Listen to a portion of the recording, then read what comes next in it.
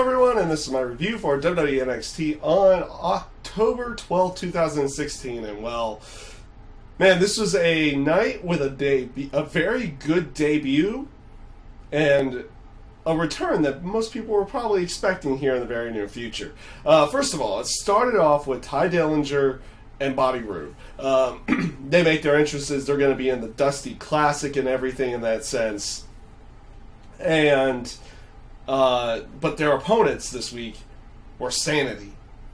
And that entrance that they made for Sanity came off really, really good, really, really creepy. The only thing that I was really worried about off the beginning, right off the bat, was that it was going to become another Aces and Eights type moment where it's like, oh, it's a biker gang, and they're just going to stay behind the mask and not show who they are and for a long period of time. No, they slowly throughout the entire show, or not the show, but the entire match, which was a relatively short match, started showing their faces. The two guys who competed showed their faces right off the bat. I forget their names off the top of my head. I will remember it for the next time, though. I definitely will.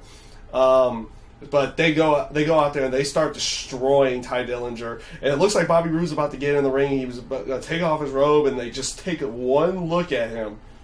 And Bobby Roode just leaves, beginning the storyline between Ty Dillinger and Bobby Roode, probably going into NXT TakeOver or something in that sense here down the road for the aspect of leaving during the Dusty Classic. They hit a very cool looking finisher for a tag team finisher and pick up the victory. Which after the match they continue to beat down on Ty Dillinger. The female of the group reveals herself as Nikki Cross. You've seen her before on the show, and then the final reveal after he hits a wheelbarrow neck breaker type move was Eric Young. And obviously you would have probably expected Eric Young to be a part of this in some way, shape, or form, but just the reveals and how they did it throughout the entire aspect of the one segment, where it wasn't like, oh, we have to wait weeks and weeks and weeks for a payoff or anything like that. No, you've been seeing the vignettes, you get a payoff with how they approach the ring to begin with, and then you get a payoff with their reveals as well, and they did it really, really good. It came off great. And then afterwards you had like a revisionist history between from Bobby Roode saying like, oh, Ty Dillinger begged me to be his tag team partner. I'm not even a tag team wrestler or anything in that sense. It was really good stuff. I liked where they were going with this. Obviously they were going to do something with Ty Dillinger and Bobby Roode as well. Sanity, good start. I liked it. It came off well.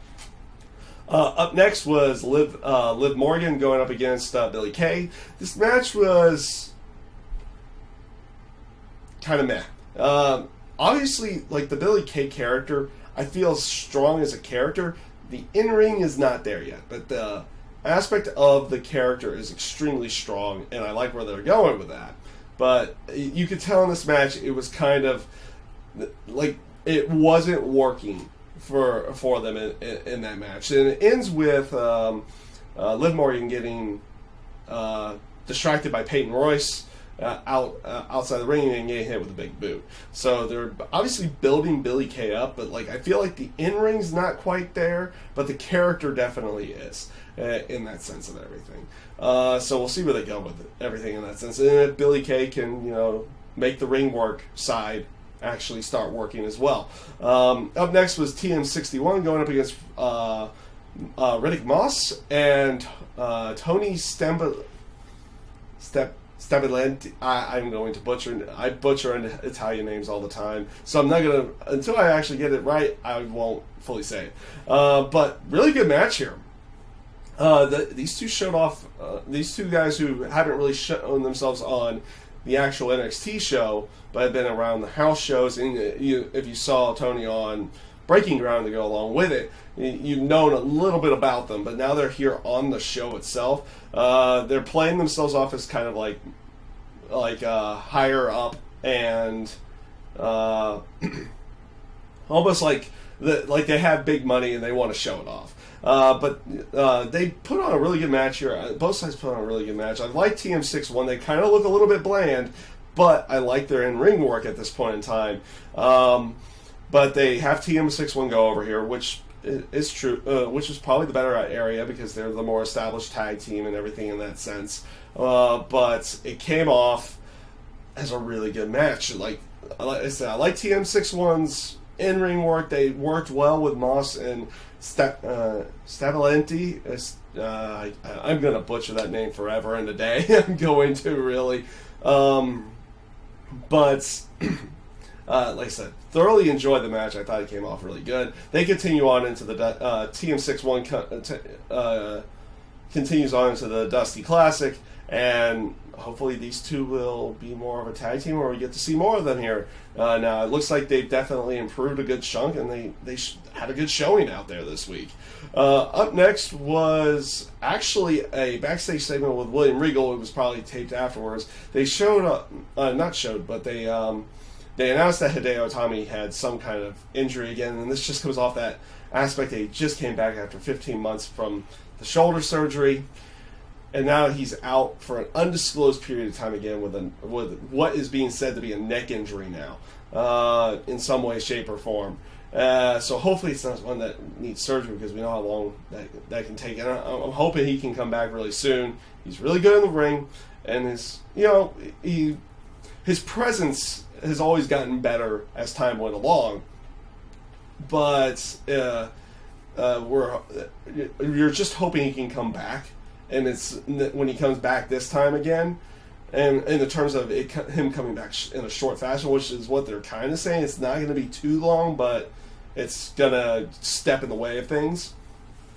You're kind of hoping that it's going to be a rather brief time off, and then he'll come back, and hopefully he won't get injured again or anything like that. And he can start showing what he can do again. It sucks that it happened with Hideo so soon after he had just come back from the shoulder surgeries that he just had over the past 15 months. So hopefully he comes back. So what they wanted to do was the backstage segment after announcing Hideo's injury was to say that Kota Ibushi wanted to continue on into the tag team, the tag team tournament with the Dusty tag team tournament, and they announced another teammate for him, or a tag partner for him, and it ends up being TJ Perkins.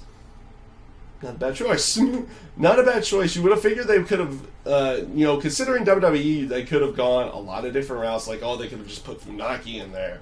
Or if they wanted to go completely stereotypical, they could have gone Funaki or Tajiri or something like that. No, they made it feel like that Ibushi's going to go deep into this tournament in some way, shape, or form, and even potentially be one of the matches on the NXT TakeOver special to go along with it.